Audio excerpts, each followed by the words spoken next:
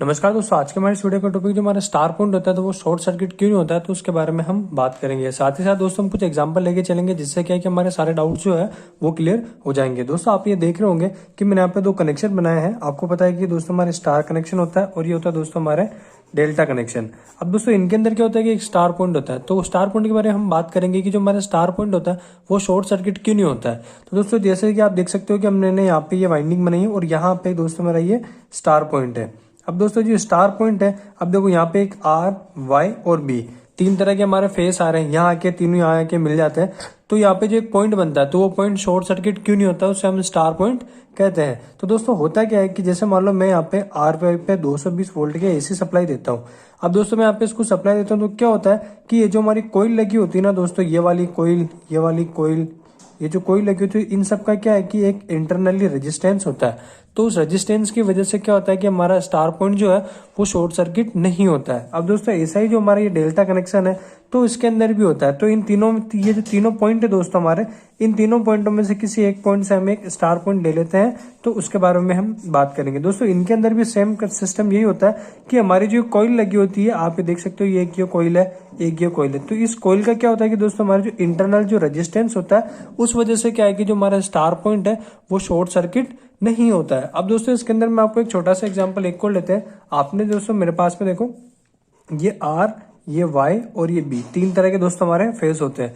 मैं क्या करूंगा दोस्तों, आपने देखा होगा कि बहुत से इलेक्ट्रिकल की जो हमारी बड़ी बड़ी कंपनीज होती है तो वो कंपनी क्या करती है कि उसके अंदर जो इलेक्ट्रिशियन होता है तो वो क्या करता है, अब दोस्तों कोई अपन वो कह देता है कि आपको आर और वाई के रेफरेंस के अंदर वोल्टेज को चेक करना है। तो आप शुरू में क्या करोगे, सीधा मल्टीमीटर लगाओगे और वहां से आप वोल्टेज को चेक कर लोगे। अब दोस्तों उसके अलावा भी हमें ये चेक करते हैं कि यहाँ पे सप्लाई आ रही है नहीं आ रही, तो वो किस तरीके से चेक करते हैं।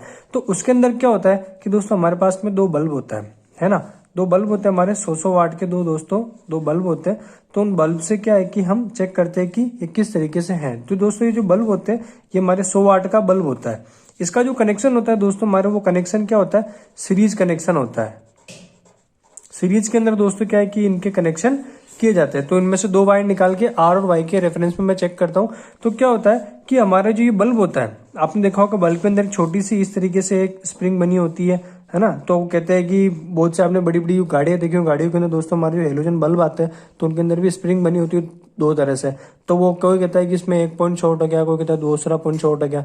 तो वो जो बनी होती है दोस्तों उसका भी क्या हो कि इंटरनल हमारे क्या कि रेजिस्टेंस होता है। एक समय पे उसके अंदर सप्लाई आने पर घूम के बाद दूसरी तरफ निकलती है तो उससे क्या है कि उसका एक पूरा सर्किट कंप्लीट हो जाता है। तो इस वजह से क्या है कि जो हमारा बल्ब है वो बल्ब ग्लो करने लग जाता है। अब दोस्तों इसमें एक छोटा सा एग्जाम्पल एक और लेते हैं कि जैसे दोस्तों मेरे पास में मैंने तीन वेव फॉर्म बनाई है। एक तो ये होगी दोस्तों मेरे आर, वाई और बी की दोस्तों मैंने तीन वेव फॉर्म बनाई है, ठीक है। हमारी जो एसी साइकिल है, जो हमारी एसी जो सप्लाई है वो क्या है कि दोस्तों हमारे इस वेव के रूप में आती है, इस फॉर्म के रूप में आती है, कभी ऊपर कभी नीचे, कभी ऊपर कभी नीचे।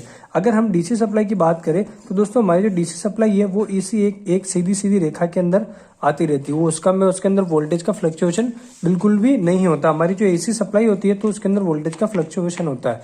और दोस्तों मैं आपको यहाँ पे एक छोटी सी चीज एक और बताना चाहता हूँ कि जैसे मान लो अगर आपके पास में कोई एक सर्किट देते हैं आपको, अगर उसके अंदर इस तरह का साइन बना होता है तो हम ये साइन से भी समझ सकते हैं कि जो हमारा साइन है वहां पे क्या है कि एसी सप्लाई का यूज किया गया है। अब दोस्तों हमारे टॉपिक के ऊपर आते हैं। आपने देखा दोस्तों मैंने यहाँ पे तीन वेवफॉर्म बना दी, आर, वाई और बी। अब इसके अंदर क्या होगा कि मैंने आर वाले फेस के ऊपर क्या है कि 220 वोल्टेज के सप्लाई दिए।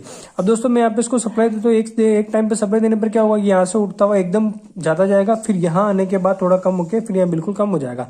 और ऐसा ही वाई के अंदर मैं इसको दूंगा, पहले आर को दिया तो आर पहले उठेगा, वाई फिर बाद में उठेगा, फिर ब्लू बाद में उठेगा।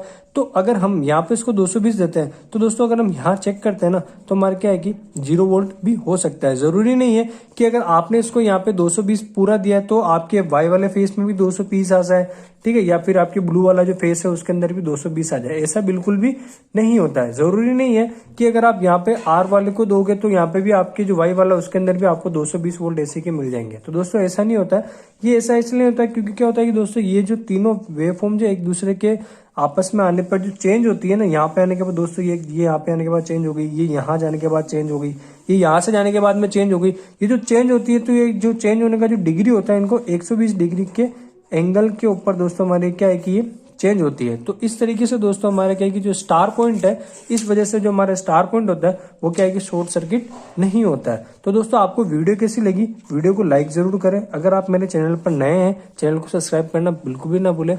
आज के लिए इतना ही, धन्यवाद।